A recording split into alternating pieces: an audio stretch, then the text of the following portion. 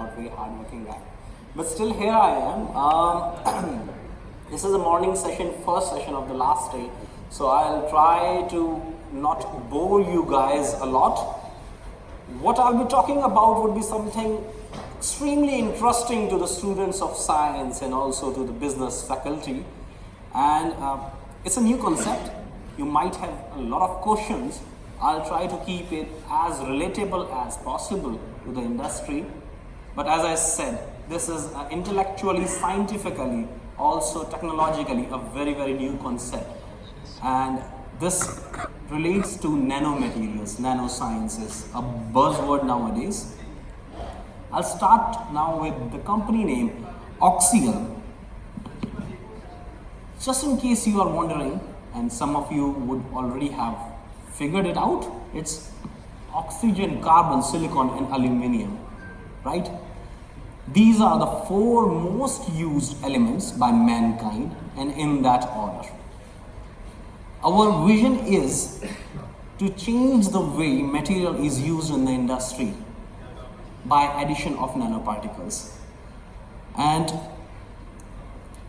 we are headquartered in Europe, Luxembourg, but we have our representative offices all over the world.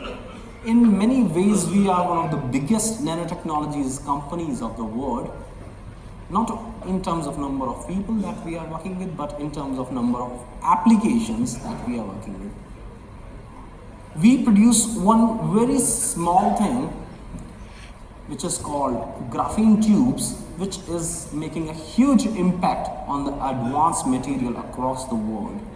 What is graphene? It is a single atom thick sheet of carbon. If you roll it into a tube like that, it becomes graphene tube, or they are also called as single-walled carbon nanotube. They were discovered way back in 1991, but were not commercialized because it was very difficult to produce nanomaterials, and particularly single-walled carbon nanotubes. We are the first company globally which is producing single-walled carbon nanotube or graphene tube at a commercial scale and also promoting it at a commercial scale. Right now we produce about 95% of the global production of graphene tubes. So we are pretty much the whole market. Now, why is this graphene tubes, which were discovered way back in 1991, so important to us today in 2018? It has some exceptional properties as a material.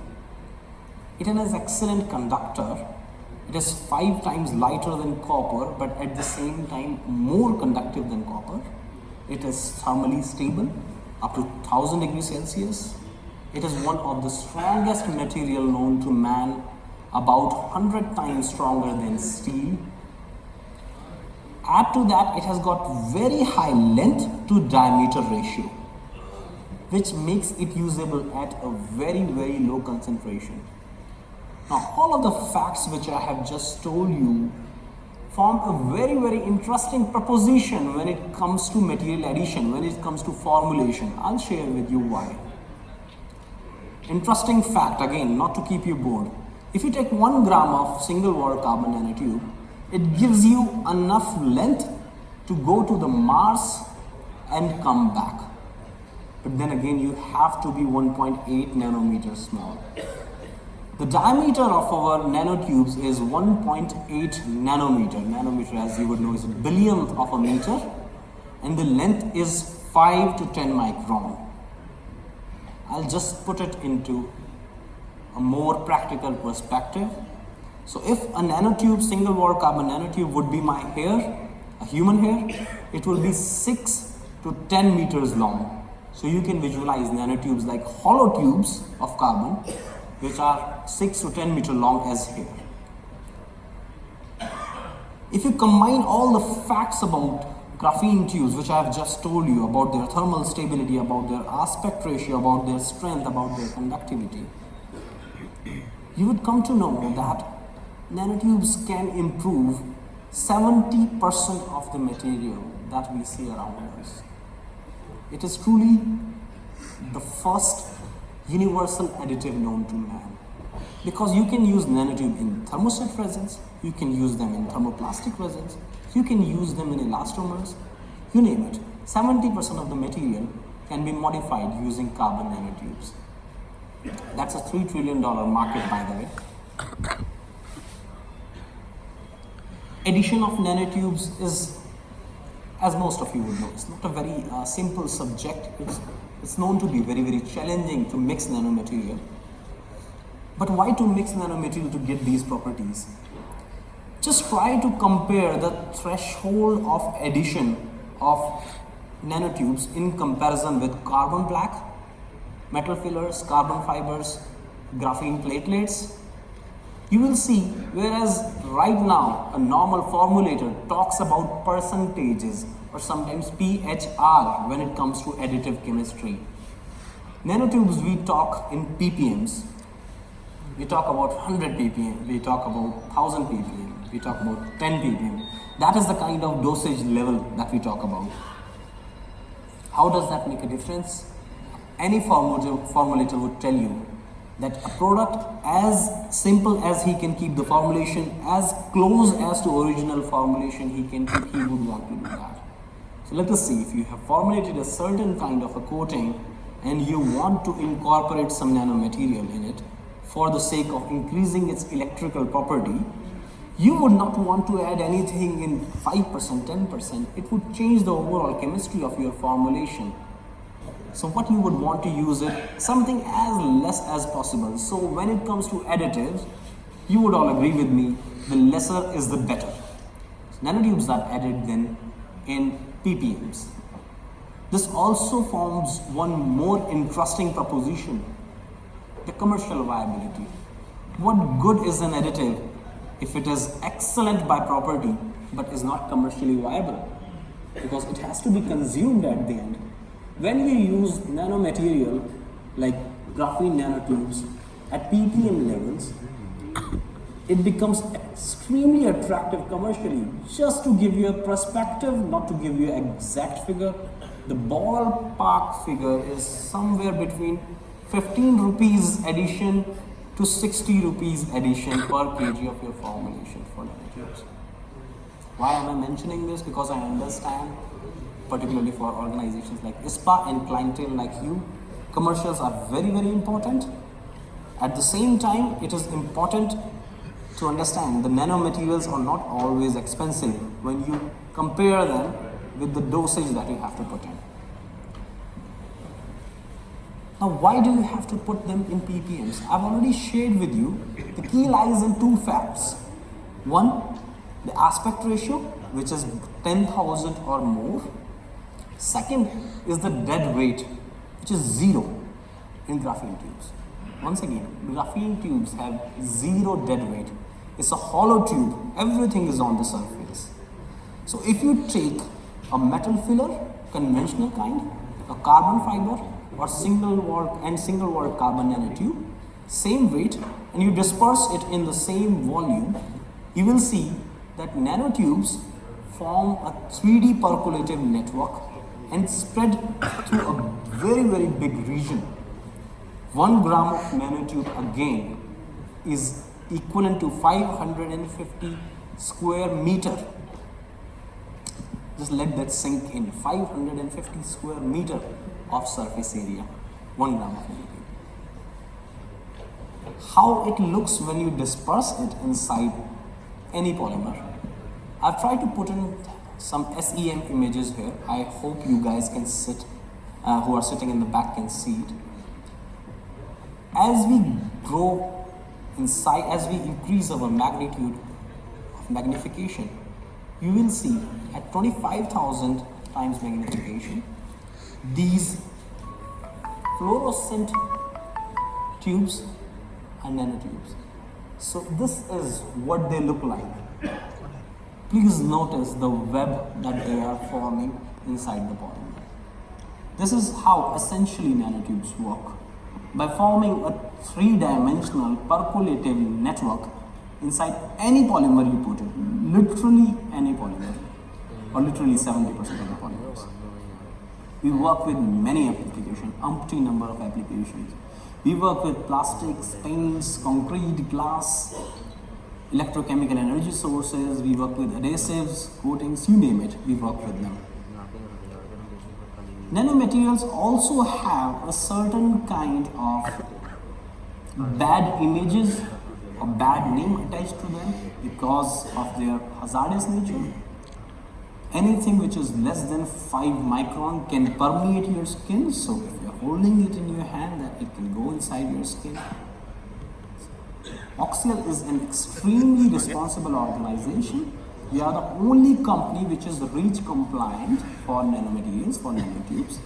We also have an impending certification from ISSPA. Now, my session would not be complete if I don't talk about the caution of nanomaterials. Nanomaterials are not created equal. Essentially, nano is a unit of length. Anything and everything can be considered as nano. Just like my height, instead of calling 5 feet 11 inch, I could call it in some million or billion nanometers, right? So not all the nanomaterials are equal, you have to keep it in mind. And as the buzzword of nanotubes and graphene is increasing, we are every day seeing a lot of local and international companies mushrooming, claiming that they sell nanomaterials.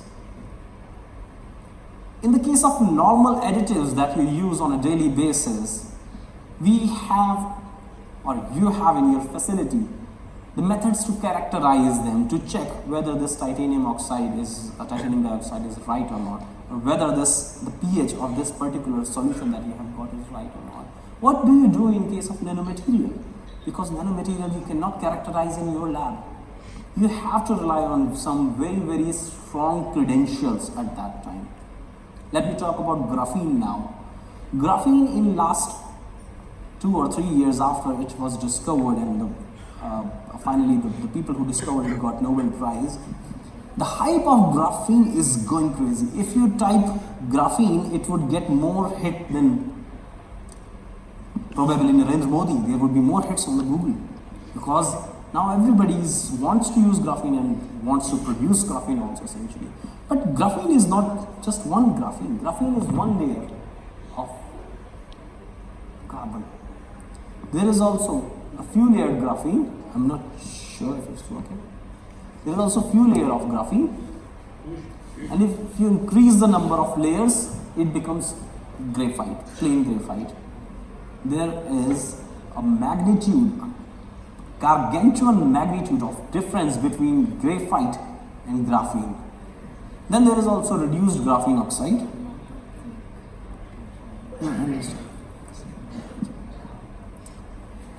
There is also reduced graphene oxide and there is also graphene oxide. Every of these product is different.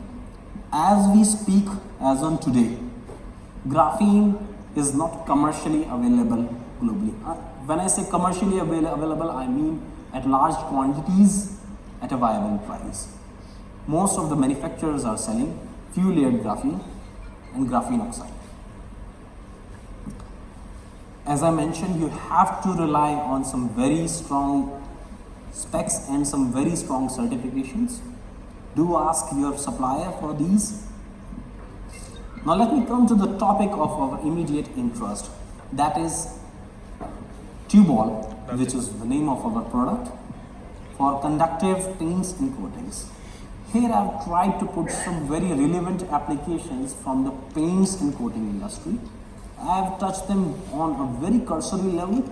If you have any detailed question about it, feel free to ask me at the end of the session. So, Tubol for anti-corrosive zinc coating, low zinc primer or high zinc primer if you would like to call it, is one of the biggest applications that we see nowadays in paints and coatings. How addition of nanotubes enhances zinc primer. What nanotubes do is they are excellent conductor. So when you mix them with zinc in zinc primer, they increase the available surface area of zinc to react. Because zinc on the surface of the coating is only exposed to the atmosphere. When you connect it with carbon nanotubes, it forms a 3D network, and now the available area for zinc to get oxidized increases a lot. So you get better performance by the same zinc levels.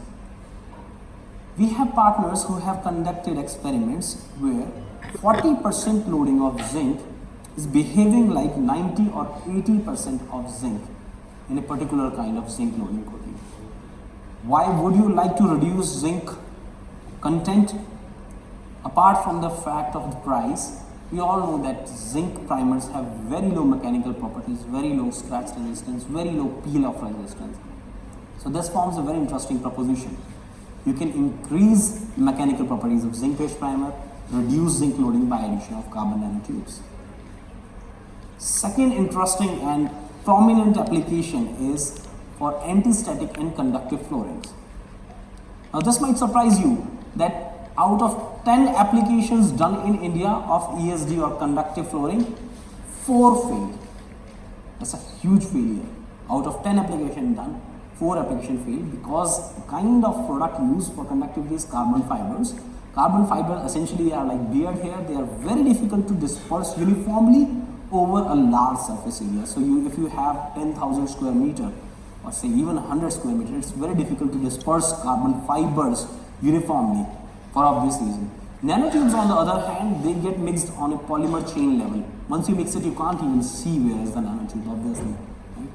So with nanotubes, you increase the efficiency, you increase the overall strength, you also increase the reliability of your coating. It's extremely simple to use. Then for acrylic primers or any other kind of conductive primers, be it acrylic or be it CPO based primer. Right now we are replacing conductive titanium dioxide, we are replacing conductive carbon black to form primers. For anti-static powder coating, electronic component manufacturing industry in India is increasing by more than 25% CGPA. A lot of manufacturing is shifting from China and Southeast Asia into India. A lot of mobile phones are now being manufactured and more would be manufactured in India in future. So you would see a lot of demand for anti-static products. Why anti-static? It's important for me to emphasize it here. Why anti-static products? Because whatever is produced in an electronic industry has to be produced in an anti-static atmosphere, because static charge causes a lot of disruptions in electronic manufacturing process.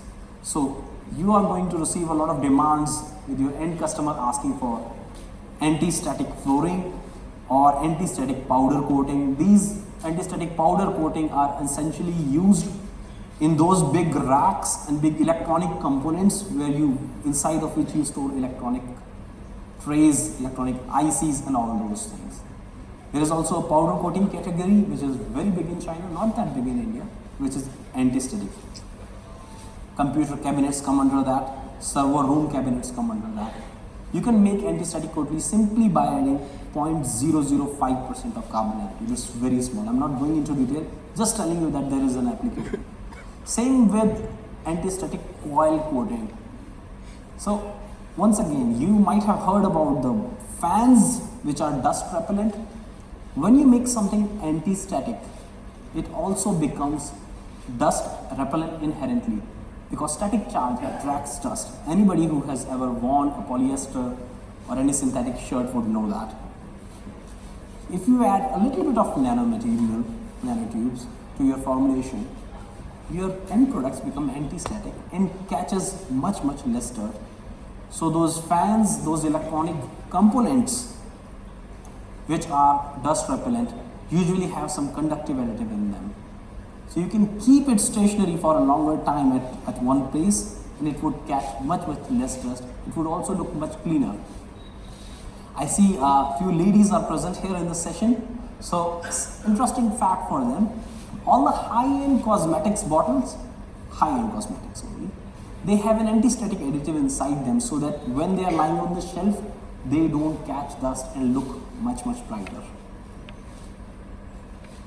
Moving on, tank lining and coating.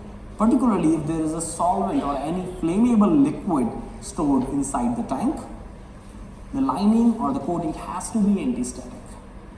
This is a very interesting application and very important application. So you have big tank forms which are coming right now, and if you coat that by epoxy coating, the coating has to be anti-static. Right now 100% of the additive or these coatings are being imported. So there is a huge gap there. The price of present anti-static coating in market is very high. And I see ISSPA to be the right platform of people who can fill that gap. Same goes with anti-static acrylic paint. These anti-static paints are used anywhere from equipment, electronic equipment manufacturing to explosive factories. Epoxy primers. Nanotubes in very small dosages can also be used for barrier protection effect. Now, just to show you how much shade would nanotube give, if you see on the top right,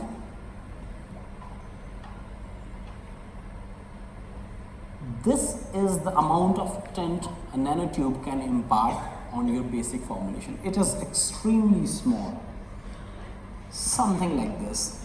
On one side you have a control sample, on the other side you have a sample with a nanotube. Just try to compare it with the carbon black sample.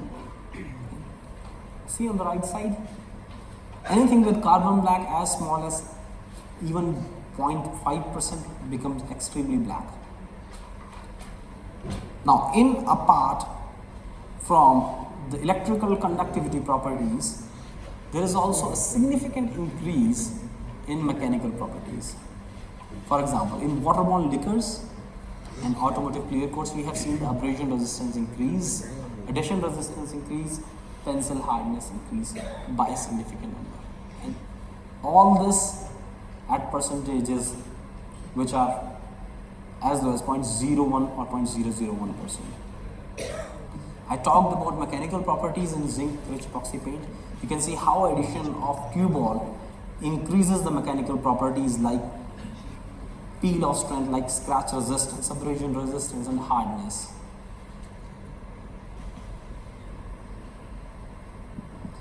With a minimal color effect. This is a very important point, because right now formulators which are used to carbon black or any other additive would understand that anti-static product is only black. Even a lot of end consumers understand that when they ask for something anti-static, it has to be black. No, it does not has to be black with nanotubes.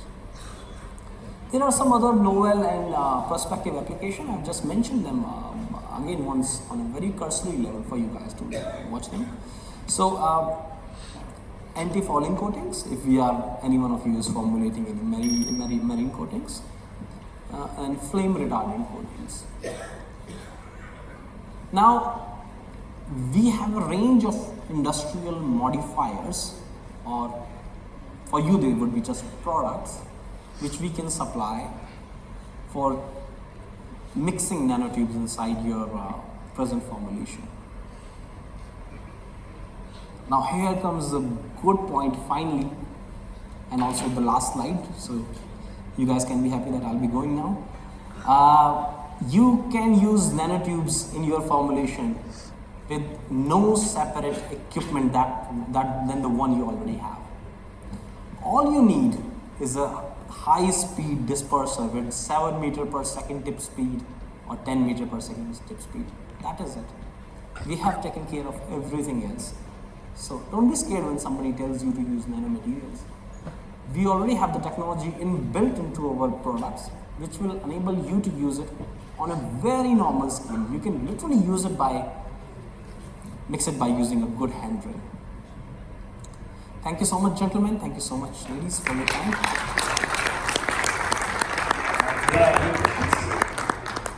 Why is it in any other color, only in black? I'm sorry, can somebody pass on a mic? With this you can have any color. Yeah, What will be the conductivity of the product? Conductivity of the product. We would like to know what will be the when you apply in the panel boards.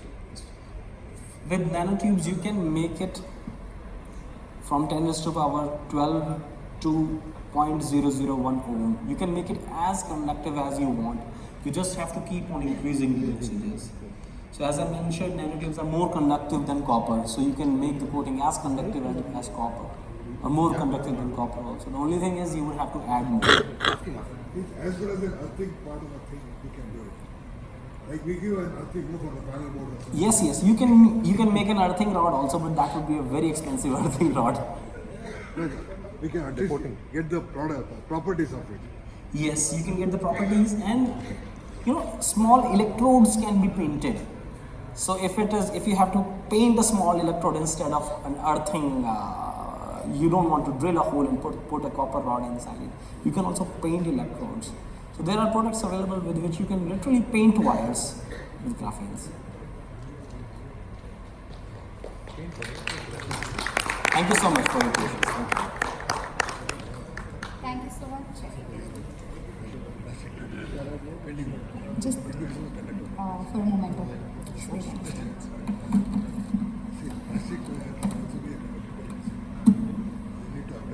Thank you so much, Mr. Ravi Mohan. And to give away the memento, I will request Chairman Mr. Mrigank Mishra to please join on stage.